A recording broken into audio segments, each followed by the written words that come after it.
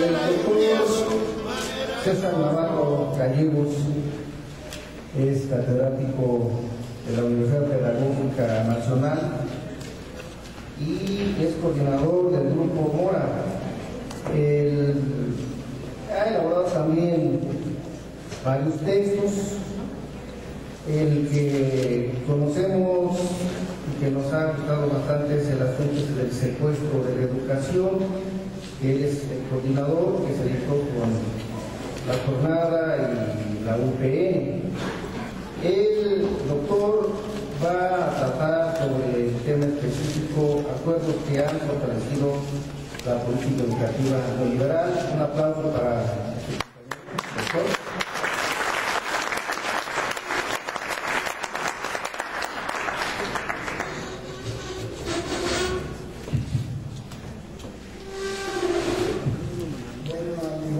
Seguramente todos los que estamos acá resulta un evento muy importante y nos compromete la celebración del Congreso Nacional Popular de Educación, Cultura, Arte, Ciencia e Investigación. Espero no haberme equivocado en todo el nombre, creo que por ahí va. Del cual no solamente, como se ha planteado, nos toca hacer una intervención y una serie de reflexiones, sino que nos sentimos parte, en tanto algunos de nosotros hemos acompañado el proceso y además hemos participado como convocantes, como es en el caso personal. Y lo entiendo efectivamente como uno más de los múltiples iniciativas y propuestas y preocupaciones que se vienen desarrollando por el magisterio mexicano a lo largo del país, en esa búsqueda que yo creo que estamos todos, que de una u otra manera estamos vinculados a la educación, del incierto futuro de la educación nuestra en el país por todo lo que ya sabemos. De tal manera que lo que un poco está planteado como una serie de reflexiones sobre las distintas reformas, acuerdos y pactos que se han venido dando en relación con la educación, pues es un intento de reflexionar a la luz de una serie de hechos precedentes para ubicar el significado del actual pacto, reforma, pacto y la reforma de carácter constitucional que está prácticamente en desarrollo. Y no son, sino en todo caso, una serie de reflexiones. Creo que todos nosotros estamos aquí de una otra manera, más independientemente de nuestra tarea como docentes, como participantes de organizaciones sociales o como padres de familia, nos hemos ido generando una idea de eso que llaman la reforma educativa de primaria. En todo caso, no son sino una serie de reflexiones y de avances que seguramente todos hemos venido configurando en torno al significado de la ley. Y ubicamos ya completamente en relación a ello. Yo diría que si ubicamos esta etapa, y no quiero reiterar algunas cuestiones que seguramente señalaron los compañeros y de lo que han sido las intervenciones de los compañeros que han decidido respecto a la situación nacional, yo diría que efectivamente estamos en una nueva etapa, con a veces los mismos actores políticos, pero reagrupados de distinta manera. Y estamos en una nueva etapa que es el retorno del PRI. Y el retorno del PRI, que siempre estuvo allá agazapado y gobernando el país, es evidente y podemos advertirlo aún desde antes del 1 de diciembre que es un retorno siniestro. Y es un retorno siniestro porque se empezó a apuntar a través desde la manera como retornan al poder del Estado, como despliegan las primeras iniciativas que empiezan a perfilar claramente el sentido de hacia dónde va y qué es lo que están ellos definiendo, lo que será el perfil de su proyecto de país, pues nos quedan muy claras. Una reforma laboral hecha en complicidad y cultural y natural de carácter laboral que se desarrolla. Luego, pues previamente un proceso electoral de la manera como ustedes lo conocen, nuevamente un asalto a la vida política del país, en donde pareciera que las leyes electorales, y no obstante todas las reformas, esa normalización de la democracia en este país no tiene. Y mientras más recursos, mientras más leyes, supuestamente en torno a la normalización democrática, lo cierto es que en este país el perfil del sistema político es un perfil de un grupo de ladrones, una serie de partidos políticos que secuestran la voluntad popular y en donde no son la voluntad de los ciudadanos los que definen, sino primero los recursos y el poder de una serie de grupos, de una serie de grupos empresariales, de una serie de partidos que parecen más empresas, pero que secuestran la voluntad del país. Entonces esa es la vida democrática del país. Por otra parte, una serie de poderes judiciales, legislativos, que cada vez resultan más lejanos de la tarea de representación que dicen tener respecto a la sociedad mexicana. Y luego, de manera muy rápida, un alineamiento con el llegada del PRI de una serie de fuerzas justamente para poder concretar un conjunto de proyectos que se venían gestando. Efectivamente, no hay analista social, no hay analista político del país, hacen análisis económico, hacen análisis educativo, y la gente lo entiende, creo que yo de manera general, que lo que ha venido aconteciendo y el retorno del PRI, las reformas últimas, incluyendo esto que llaman reforma educativa, es un conjunto de hechos encadenados que han ido acomodados de tal manera de ir avanzando. Esto es sino la expresión última de un conjunto de proyectos que se perfilaron desde hace tiempo y que en la medida que pusieran a imponerlos, los iban a imponer. Y fueron desde el principio hacia el centro y al corazón de los movimientos más importantes o de los segmentos más importantes de la vida del país. Y estoy hablando de la gran reforma del 93 de la Constitución, en donde se pone el centro de la presión hacia los componentes sociales más importantes a lo largo de la historia del siglo XX mexicano: campesinos y maestros, tierra y educación. No desconozco otros sectores, pero las luchas esenciales del país se dieron en torno a estas dos grandes espacios de la vida social. Y lo primero que hicieron en 93 fue simplemente empezar a desmantelar uno de los principios básicos que daban sentido y que fue el producto esencial, el producto esencial, el elemento esencial que dio origen a un gran movimiento social, que era reconstituir la vida de millones de campesinos, establecer la propiedad social, atentar contra la forma expresa de propiedad privada, concentrada, latifundista, que se indicó el porfiriato. Pero a la vuelta de 60 años, los campesinos fueron expropiados. Fueron expropiados con la modificación del artículo 27 constitucional, en donde empezó el proceso de privatización. Sin usar la palabra, no son tontos, no van a usar la palabra de privatización como dicen ahora. Pero se empezó el proceso ya formal. Lo que quiero decir es que el proceso real de expropiación de la tierra empezó mucho antes. Así como el proceso de expropiación de la educación no empezó ahora. Es un proceso lento, gradual, sistemático, en la que nos han venido estudiando a través de distintos puntos de la sociedad, a los padres de familia y a los propios jóvenes y estudiantes de la educación. No voy a hacer un recuento, pero empezando en 92 hasta la Alianza por la Calidad de la Educación, han ido encadenándose y cada una de ellas ha ido avanzando. Por lo tanto, si quisiéramos ser estrictos en el significado de esta reforma constitucional, diríamos que quedó perfectamente ya perfilada en 2008 en los rasgos esenciales con la firma del llamado Acuerdo por la Calidad de la Educación, y que fue avanzando hacia mayo de 2008, 25 y 31 de mayo, con la adquisición, de acuerdo otra vez, de los lineamientos generales de carrera magisterial y luego la aparición del instrumento que faltaba negociar entre el CENTE y el gobierno federal, que era la definición de los elementos de la evaluación universal. Sí, esa última etapa reformadora que quedó ahí perfilada y que empezó a aplicarse en buena medida, hay cuestiones que empezaron a aplicarse rápidamente.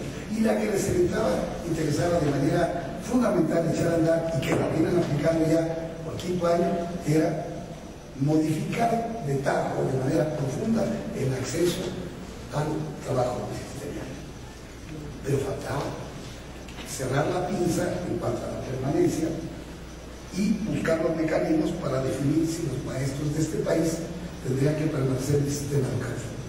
Entonces, yo diría que no todo, pero esencialmente, esto que llaman reforma educativa, que llevan hasta el nivel de una reforma constitucional, es el poder tener el instrumento, y el más importante, con el que difícilmente uno puede combatir, que es la propia Constitución. Entonces llevaron cuestiones que sería ridículo que en cualquier constitución de un país se vean cuestiones tan particulares, pero que tienen en este caso dedicatoria específica, en primer lugar hacia los maestros de la escuela pública y a los niños y jóvenes, al rango constitucional. Y entonces resulta que por ello del INE y todo el conjunto de medidas a los párrafos del artículo 3º, del artículo 73, se convierten en norma constitucional, para que pudieran, con la fuerza del Estado, con la fuerza de la norma que está en la Constitución, poder obligar a lo que podía ser cuestionado a partir de los acuerdos perfectamente cuestionables entre el CENTE y el gobierno federal. Y ahora resulta, siendo este el mecanismo que han seguido, yo recuerdo que fue uno de los primeros que cuando se viene la reforma del artículo 3º, el 92-93, señaló como que una vez que se pacta el pacto ya de la emperatriz chiapaneca, que reina en el CENTE, se llevó luego a la Constitución, la Ley General de Educación, y así han ido haciendo. Esa es la metodología de las reformas educativas, para poder darle la fuerza legal y de obligatoriedad, pactan de manera ilegal lo que luego convierte en norma constitucional. Y eso es la Alianza de la Calidad de Educación. Es el mismo método que han seguido. Para podernos obligar a la evaluación a una serie de cuestiones que quedan ahí implícitas, había que convertirlo a rango constitucional. ¿Y cuál es lo paradójico que ha venido ocurriendo en la vida del país?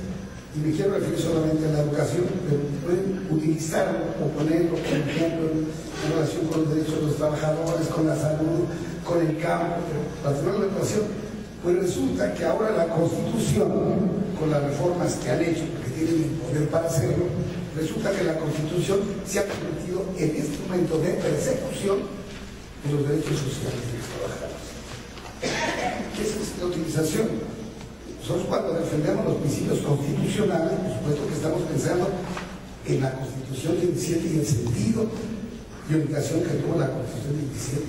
Pero la Constitución actual y la reforma actual, en donde la Constitución es instrumento para perseguir, para destruir, nada tiene que ver con el sentido de que haya Constitución.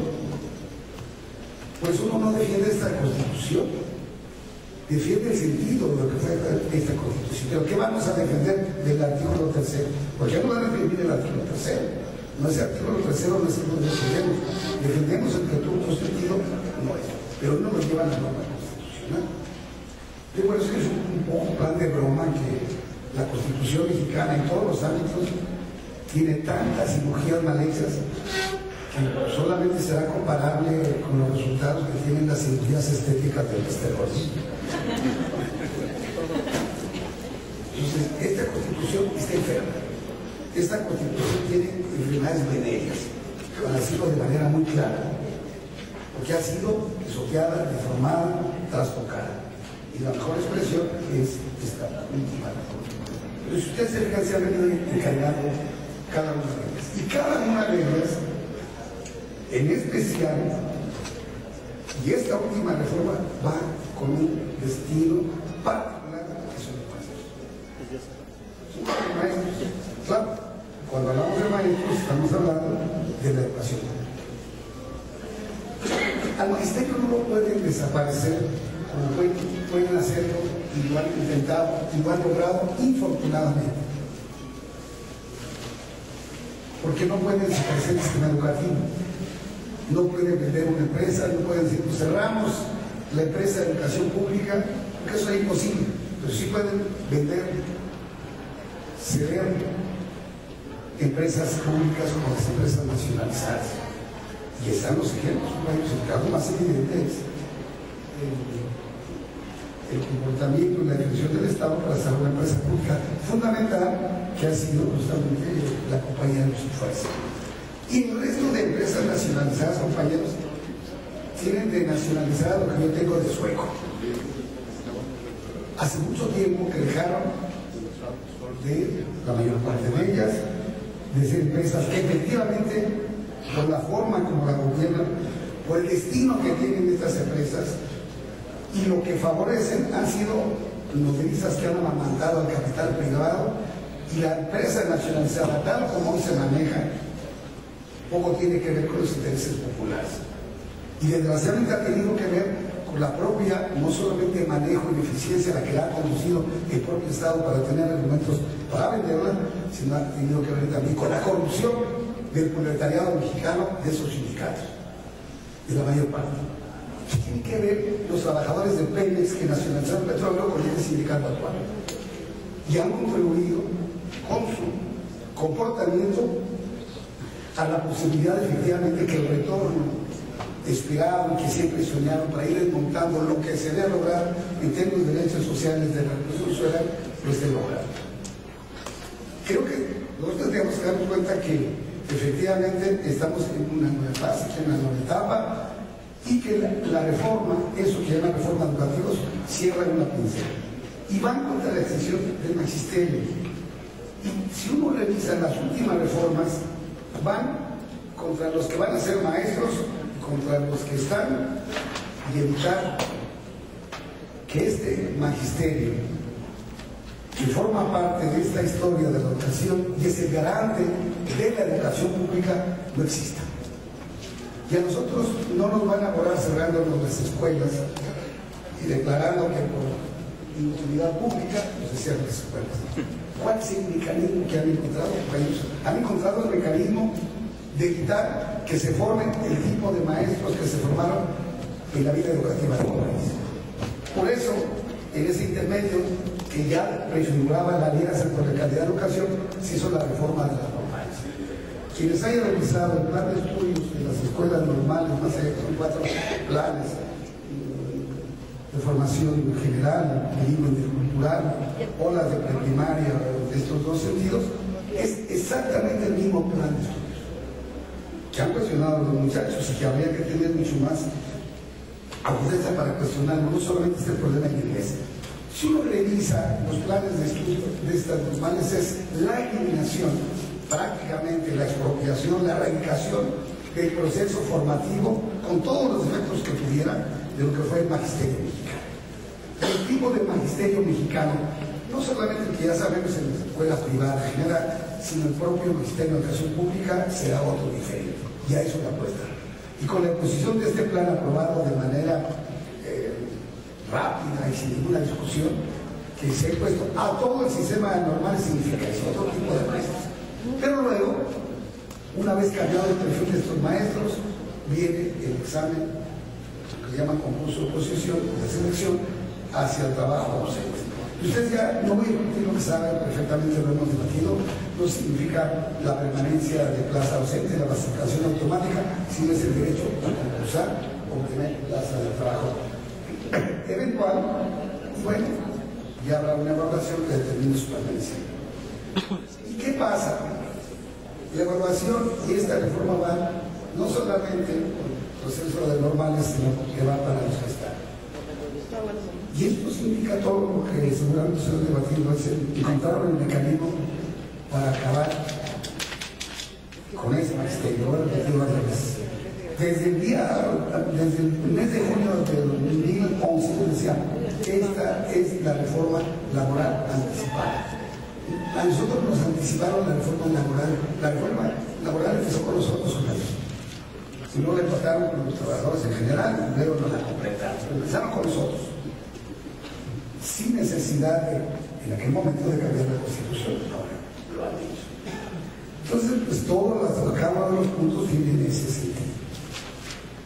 Y le adicionaron una serie de cuestiones clarísimas que ya estaban perfiladas en la evaluación universal. Se convierte obligatoria por norma constitucional, así que el profesor que se niegue a hacer la evaluación pues estará violando incluso la norma de carácter constitucional. Por lo tanto, es un elemento de coerción. Repito, esta Constitución, este artículo 3, que mantiene formalmente los principios de gratuidad, de equidad, laicidad, que yo diría cada vez operan en un sentido muy distante de la red educativa y del sistema educativo cada vez existente, realmente existente. Queda el discurso, pero lo concreto nada tiene que ver con el sentido del artículo 3. Ese artículo 3, lo que tendríamos que demandar es que desaparezca este artículo 3. Con todas las reformas que se han hecho. Yo no sé si implica una nueva constitución, no sé. Pero ya la constitución no es el instrumento nuestro. El instrumento, en términos de principios, de objetivos, de aspiraciones, por supuesto que es nuestro. Y está ahí. Pero en términos reales, lo que se aplica, lo que se concreta en función de los derechos, esta no es nuestra constitución. Es la constitución que modificaron, cambiaron, se apropiaron de ella y nos la quitaron al pueblo de México. Y nos dejan los campos. Esa es la bronca que tenemos con la Constitución. No estamos enfrentando a una política educativa, nos estamos enfrentando a la Constitución, porque sabían que era el mecanismo para poder utilizarlo de cosas. Va hacia allá la reforma. Y bueno, vienen una luz de reformas, eso sin duda, yo no tengo duda, compañeros. Yo no tengo duda que vienen, así como aprobaron esta reforma. Lo van a poder hacer en el Congreso, lo vieron los Congresos del Estado. Yo vuelvo a retomar, y ya la mejor definición que yo tengo del Congreso de la Unión, compañeros, la reforma no es mía, la tomó de Ricardo Flores Magón. ¿Qué es el Congreso de la Unión? Una reunión de eunucos. De eunucos. Es decir, si tuviéramos eunucos, perdón, no lo conocí bien, si tuviéramos en el campo, yo diría de capones. No tienen dignidad ni para presentar, pueden aprobar lo que sea. Van a aprobar, ¿qué tienen? Y lo dicen en el proyecto de reforma. Tienen el artículo 3, pero ustedes se fijan, dicen, la ley complementaria, la ley complementaria. ¿Qué van a reformar? Pues, sin duda, la ley general de educación. Y ahí van a definir, bajo qué mecanismos, eso que se llama permanencia, pues se va a definir cómo nos corre. Si no tuviera la palabra permanencia, si no fuera en el sentido de despido, pues que la ponen. Cuando dice permanece, que están diciendo si se queda o no se queda. Es para eso. Y eso va, ese debate que viene de la Ley General de Educación, la van a reformar. Porque van a adecuar toda una serie de ordenamientos para poder hacer aplicables todas las reformas constitucionales. Van a cambiar, además de la Ley General de Educación, por supuesto que tiene que cambiar en una serie de aspectos la ley federal de los trabajadores al servicio del Estado. Y van a cambiar, ahí lo que sigue, el reglamento general de condiciones de trabajo de los trabajadores al servicio del acero. Y va a cambiar el reglamento general de escalafón de los trabajadores del acero. Todo eso va a venir en cascada, porque eso hay que ir armado. El decreto o la reforma se faculta al Congreso para que termine. Y ahí se van a poner de acuerdo, efectivamente, todos, como se pusieron hoy de acuerdo. Como se pusieron hoy de acuerdo. Y tienen la fuerza y tienen el instrumento y están decidiendo al costo que sea a imponer. Y si además tienen, y ahí yo, por supuesto que considero que hay que utilizar todos los instrumentos y mecanismos y los amparos. Y todo eso que por supuesto yo no descalifico ni deseo. Yo me considero que incluso ya a lo mejor tenemos que recurrir a una Comisión Intergaláctica de Derechos Humanos, a ver si en algún lugar del espacio sideral encontramos a quien quejar. Pero en este país no hay a quien quejarse. Y lo que nos dejan es el recurso de irnos a quejar en las comisiones internacionales. ¿Qué hay que hacer? Tatiana dice que le dan su pasaporte de francés. Por eso sí yo digo que con una actuación como la Suprema Corte de Justicia, que yo diría, compañeros, yo hace tiempo, y perdón que me repito, para mí la Suprema Corte de Justicia, esta es la Suprema Cortesana de la Nación. Si alguien me pregunta qué es cortesana, ya saben. Y por lo tanto estamos hablando de un conjunto de jueces que son verdaderos lacayos prostituidos del poder público que actúan bajo sí.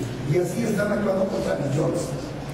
Y 5 tipos y tipas ahí pueden decidir el futuro del país, porque son lo máximo llamado que hoy tiene la Constitución. Parte de esto puede haber sobre la legalidad, sobre el funcionamiento y la certidumbre de esas instituciones que no presentan el pueblo. Y luego, compañeros, la reforma y las que vienen se van a poner de acuerdo con las fuerzas que estén ahí. El pacto por México en realidad es el pacto por Peña Nieto y la gente que representa Peña Nieto. Y se dieron la mano en esta reforma, porque es todo un conjunto de bloques de fuerzas, todos.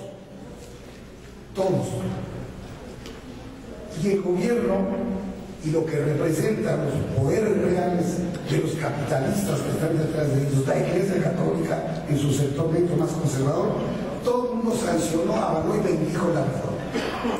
Con el agravante que algunas meretrices se incorporaron a la orgía aprobatoria.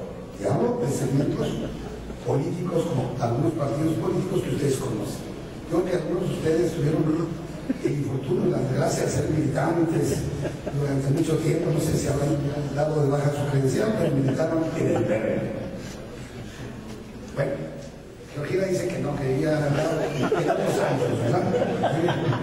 Pues no estoy hablando de todos, pero muchos compañeros, y hablo de, ustedes lo conocen, saben cuál es la composición del magisterio de los lados en muchos lugares. Bueno, resulta. Menciono eso porque es un antro más o menos grande que deja recursos, dinero, bueno, se ha sumado. Yo, los maestros, como los trabajadores, tienen una serie de adversarios que han formado un bloque. Que donde fuerzas políticas que se dicen de izquierda, compañeros, están metidos en esta agresión contra la educación. 3 minutos. Está empezando a hablar algo de lo que dicen. Entonces, ese es el bloque de fuerzas que salen contra nuestro. Y vienen todas estas reformas. Nos vamos a movilizar sin duda, va a haber amparos sin duda. Y creo que tenemos que utilizar todos los mecanismos. Un comentario. Luego, ¿cuál es la característica de todas las reformas educativas? Dicen, lo que dicen o lo que enuncian es totalmente adverso al sindicato real. Creo que por ahí Luis Hernández y luego los machos de la hermana las medidas de la reforma, pero es que ese es el modelo exclusivo del poder político. Todas las reformas han ido sobre la búsqueda de la calidad. Y cuando uno evalúa eso que llaman calidad, que yo todavía no me entiendo qué es la calidad de educación, uno encuentra que eso que llaman calidad, que yo llamo una mejor educación cada vez es peor. Y que no obstante que tenemos caminando hacia la calidad de educación y la realidad del sistema educativo, de la vida de los profesores, de los alumnos, de las escuelas, está en un proceso de desastre. Y nos venden ideas muy novedosas por la autonomía y dijeron que hicimos una gran reforma. Compañeros, aquí hay experiencias muy concretas para que no nos vendan la idea de que entonces va a haber un órgano que va a fingir autonomía, ¿verdad? Compañeros, aquí el Instituto Federal Electoral es autónomo. Hay en sus 5 sentidos que en la imparcialidad de la autonomía del IFE. ¿Alguien cree en la autonomía del IFAI? Se andan agarrando entre ellos, no sé qué se andan agarrando, se denuncia la corrupción.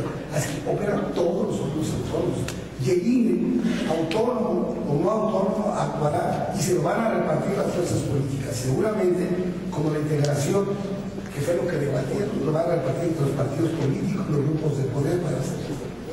No quiero meterme en un tema, pero seguramente el INE no va a evaluar lo que realmente se evaluar. Va a ser los documentos, diagnósticos, todo lo demás. Acaban de reformar, compañeros, la Secretaría de Educación Pública y crearon una nueva subsecretaría. Y va a ser la más importante, que es la de evaluación y planeación. Esa es la que va a hacer todos los procesos reales de evaluación con la que nos forman los profesores. El INE será algo así como un centro de reflexión bucólica para hacer diagnósticos. Si aquí va a hacer instrumentos, pero la que nos aplicarán, lo que se llame, si es que cambien el nombre, no evaluación universal, si cambian o no, que pueden cambiar el nombre, pueden cambiar el nombre de los instrumentos, pero eso lo va a aplicarse. Y para eso lo volvieron subsecretarial, porque será encargada de correrlos, de evaluarlos y de aplicar los programas. Yo digo que nosotros no tenemos que darle vuelta a eso. No es el problema que nos quiten derechos laborales, compañeros, que ya sí son graves. Lo que está en juego es si este magisterio va a seguir cobrando la escuela pública. Y la lucha, que yo creo que vengo insistiendo, y no sé si no me explico bien, ya es que nos quitan derechos laborales, que no voy a terminar, nos quitan muchas cosas, pero lo que nos están quitando es la existencia misma de ser profesores, porque estorbamos, porque son los muchachos normales, porque todo es magisterio. Y la manera es que nos vayamos jubilando, cansando, muriendo, que nos vayan corriendo. Y ellos saben esperar. Si esperaron 70 años para quitarnos la Revolución Mexicana, ¿cómo no podrán esperar para reapropiarse ya de manera final? Luego, sobre el concepto de autonomía, lo llevan para hacer ya evidente el proceso de privatización. Ustedes conocen el texto, ya dice hasta para cobrar servicios, mejores servicios educativos, comprar material, equipo bajo el liderazgo del director. O sea, hasta a nivel constitucional pretenden que el charrismo conduzca bajo la forma de director que conduzcan prácticamente la autonomía junto con los padres, especialmente de familia. Ya sabemos a qué padres de familia están. Bueno, si ustedes se fijan, son una serie de reflexiones desordenadas, desilvanadas, pero así veo eso que llaman la reforma. ¿Y qué es el mayor desafío que tenemos? Lo que yo no sé, y lo veo simplemente como una reflexión, cómo, o lo que tendríamos que reflexionar, si las formas hasta hoy utilizadas para enfrentarnos a este conjunto de reformas que al final de cuentas se han pedido aplicar, entrañan que nosotros pensemos que es el mismo método que tenemos que enfrentar. Yo pienso, si nosotros tenemos que replantear muchas cuestiones para poder enfrentar una nueva etapa en donde ya no estamos discutiendo si tenemos derechos o no. Lo que estamos discutiendo es si existimos como magisterio. Y entonces, frente a ello, pues y creo que son dos alternativas. ¿Cómo fortalecemos nuestros proyectos autónomos? ¿Cómo nos apropiamos del espacio que nos es propio junto con los padres de familia? Pero también, si un problema es político, ¿cómo hacemos para discutir? ¿Cómo hacemos para encontrar junto a otros sectores de la sociedad mexicana un camino que nos permita enfrentar juntos todo este conjunto de debates que hoy se hacen mucho más inteligentes? Y entre otros, se lo dejo planteado, y no le digo con todos los meses, ¿es democratizable el país o es democratizable el centro? No lo sé. Creo que la respuesta la tenemos que construir entre todos nosotros. Y si nosotros decidimos que sí es democratizable el sistema político, que es democratizable el centro, bueno, tenemos que hacer nuestra jerarquía. Pero tenemos que discutir si ese es el espacio y la discusión que tenemos que dar. Creo que uno no puede a estas alturas evitar una serie de debates que lo tengan, porque la propia realidad nos ha empujado. Nosotros quisiéramos ser muy propios, muy institucionales, muy legales, todo eso, pero nos ha llevado a la ilegalidad a través de la Constitución. Así veo la reforma educativa, y perdón, creo que me quedaron 5 minutos. Muchas gracias.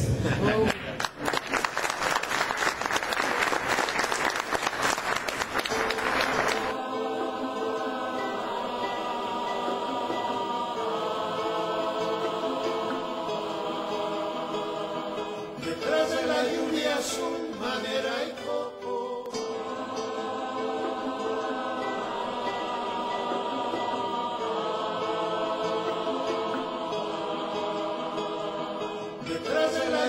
azul, madera